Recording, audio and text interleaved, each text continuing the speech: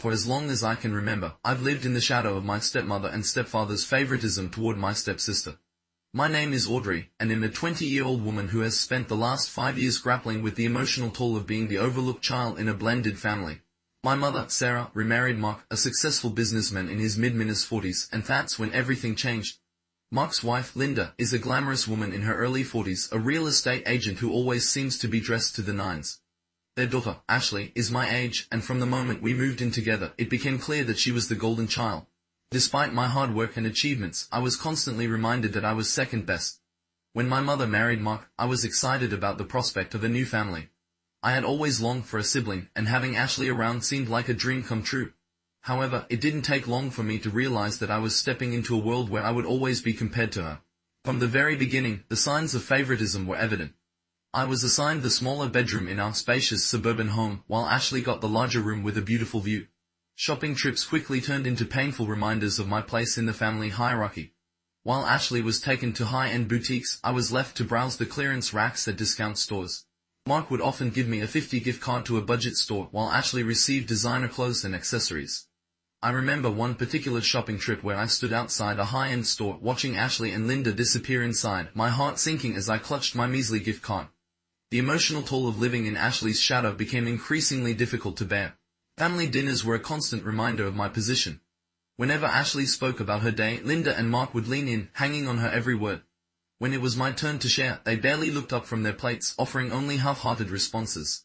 I once tried to share my excitement about winning a science fair, but Linda cut me off to remind Ashley about her upcoming dance recital. It felt like a slap in the face, and I began to internalize the message that my achievements didn't matter. Extracurricular activities were another battleground.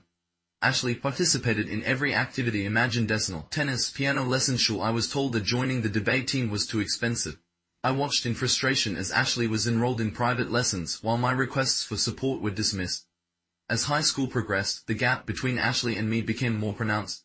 I'd excelled academically, consistently earning straight A's, while Ashley struggled to maintain a B average. Yet, whenever I brought home a report card filled with accolades, the response was always the same, a quick acknowledgement followed by a focus on Ashley's latest participation trophy. The breaking point came during our junior year. I had been working hard to prepare for college applications, pouring my heart into my essays and studying for standardized tests. Meanwhile, Ashley was busy planning her social calendar, seemingly unconcerned about her future. One evening, after receiving an acceptance letter from a prestigious university, I rushed home to share the news. I was met with indifference. Linda barely glanced up from her phone, while Mark congratulated Ashley on her latest cheerleading practice instead. I felt a pang of disappointment, but I refused to let it overshadow my moment.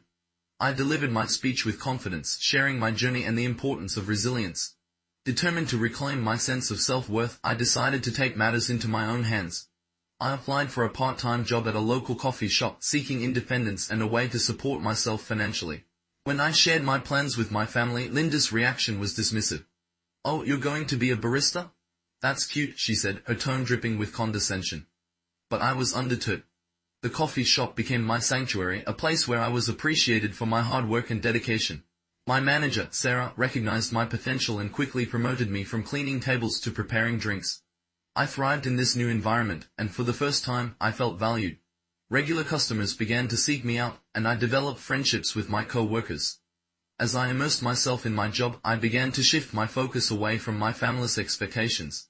I poured my energy into my work and studies, determined to carve out a future for myself. My grades improved, and I found joy in my academic pursuits. My lab reports in AP chemistry were frequently highlighted as examples of excellence, and my teachers began to take notice of my hard work. During parent-teacher conferences, I felt a sense of pride as my teachers praised my achievements. However, Linda's dismissive comments about my accomplishments only fueled my determination. "Are you sure you're not favoring her?" she would ask, her voice laced with skepticism. It was clear that no matter how hard I worked, I would never earn their approval. One fateful night, everything changed. I overheard a conversation between Linda and Mark that shattered my already fragile sense of belonging. They were discussing their feelings about having both Ashley and me in their lives. "Sometimes I wonder if we made a mistake," Mark said somberly. "Ashley would have been enough. She's everything we could want in a daughter, but Audrey, she's just there." Those words cut deep. In that moment, I realized that I was merely an afterthought in their lives, an unwanted addition to their perfect family. The years I had spent trying to win their love felt utterly pointless. I was determined to stop seeking their approval and focus on my own path. With newfound clarity, I dedicated myself to my studies and my job. The pressure to please my stepfamily lifted, and I began to excel academically. My grades soared, and I was invited to participate in prestigious competitions. I felt a sense of freedom as I embraced my identity, no longer defined by their expectations. As I continued to thrive, I also found solace in my job at the coffee shop. I developed strong relationships with my co-workers, who became my support system. They celebrated my successes and encouraged me to pursue my dreams. I opened a separate bank account, saving every penny I earned, and began to envision a future where I could be independent. During this time, I discovered that my maternal grandparents lived nearby. I had never met them, as my mother had distanced herself from her family after marrying Mark. However, I found their contact information in a dusty old address book and decided to reach out. I was nervous but hopeful that they might offer the love and support I had been missing. When I finally met them, I was welcomed with open arms. They were warm and kind, and for the first time, I felt like I belonged. They listened to my stories, celebrated my achievements, and offered to help me with my college applications. Their encouragement was a balm for my wounded spirit, and I began to see a future filled with possibilities. As graduation approached, I was filled with a mix of excitement and anxiety. I had worked hard to earn my place as valedictorian, but I knew that my stepfamily would likely downplay my accomplishments. When the day finally arrived, I stood on that stage, proud of my achievements, but also acutely aware of the indifference of my stepfamily.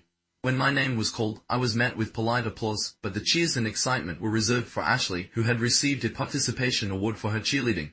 I felt a pang of disappointment, but I refused to let it overshadow my moment. I delivered my speech with confidence, sharing my journey and the importance of resilience. After graduation, Linda announced a lavish celebration for Ashley, complete with a fancy restaurant and a guest list filled with their friends. I felt a familiar sting of exclusion, but this time, I was determined not to let it affect me. Instead, I celebrated with my grandparents, who had planned a special dinner in my honor. As we gathered around the table, I felt a sense of belonging that I had longed for. My grandparents showered me with love and support, and I realized that I had finally found my true family. They believed in me and my dreams, and I felt empowered to pursue my goals without the weight of my stepfamily's expectations. In the weeks that followed, I continued to thrive. I received acceptance letters from several universities, including a full scholarship to Princeton. When I shared the news with my stepfamily, their reaction was predictable. Linda barely acknowledged my achievement, turning the conversation back to Ashley's plans for a gap year. Feeling a mix of anger and disappointment, I decided it was time to cut ties with my stepfamily. I blocked their numbers and social media accounts, determined to focus on my future without their negativity. I had finally realized that I didn't need their approval to succeed. As I prepared to leave for Princeton, I felt a sense of excitement and hope. My grandparents had helped me secure a small apartment near campus, and I was ready to embrace this new chapter of my life. I had found true belonging with my grandparents, and I was determined to build a life that reflected my values and aspirations. The drive to New Jersey was filled with anticipation. I could hardly believe that I was leaving behind the shadows of favoritism and stepping into a world where I could be myself. My new apartment was modest but cozy, with large windows that let in the sunlight and a small balcony where I could study and enjoy the fresh air. At Princeton, I quickly found my footing. The campus was vibrant, filled with students who were passionate about their studies and eager to learn. I was no longer the unwanted extra, I was just another freshman, excited to explore new ideas and make friends. My professors recognized my potential, and I felt a sense of belonging that I had longed for. I continued to work part-time at a nearby coffee shop, but this time it was a choice, not a necessity. I enjoyed the camaraderie with my co-workers, who were supportive and encouraging. I was no longer the girl who had to fight for attention. I was thriving in an environment that celebrated my achievements. One Sunday afternoon, I received a call from my grandmother. She had some surprising news. My stepfamily had come to visit her. I felt a mix of emotion, sincerity, apprehension, and a hint of anger. What could they possibly want after all this time? When I heard that they were inquiring about my well-being and expressing interest in reconnecting, I was taken aback. Linda had always been dismissive of my accomplishments, and I couldn't help but wonder if they were only reaching out because of my success. My grandmother assured me that they were genuinely interested in mending fences, but I remained skeptical. A few weeks later, I found myself face to face with my stepfamily at my grandparents' house. The atmosphere was tense, and I could feel the weight of unspoken words hanging in the air. Linda and Mark wore forced smiles, while Ashley looked uncomfortable, as if she were caught in a situation she didn't want to be in. "Congratulations on your achievements, Audrey," Linda said, her voice lacking sincerity. "We've been following your progress, and we're proud of you." I could see through her words. "Thank you," I replied, keeping my tone neutral. It's been a journey, but I found my place. Mark attempted to steer the conversation toward Ashley's plans for college, but I interrupted. Actually, I'd like to talk about my future and the support I've received from my grandparents. They've been there for me in ways you never were. The tension in the room escalated, and I could see the discomfort on their faces. I had finally found my voice, and I wasn't going to let them diminish my accomplishments any longer. After that encounter, I felt a sense of closure. I realized that I didn't need their validation anymore. I had built a life for myself, surrounded by people who appreciated me for who I was. I decided to focus on my studies and my relationships with my true support system, my grandparents and my friends. As the semester progressed, I continued to excel academically.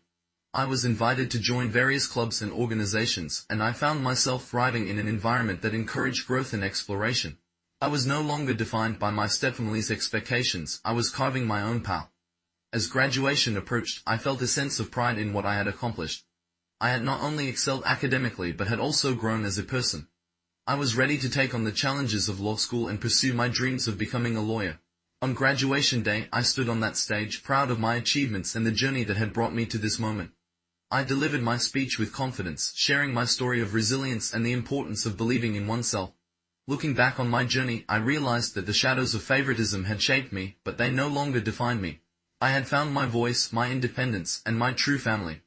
I was no longer the unwanted extra. I was Audrey, a woman ready to embrace her future. I had learned that family isn't just about blood, it's about the people who support you, believe in you, and love you for who you are. I was grateful for the lessons I had learned and the strength I had gained. As I prepared to embark on the next chapter of my life, I felt a sense of excitement and hope for the future. I was ready to chase my dreams and create a life filled with love, respect, and fulfillment.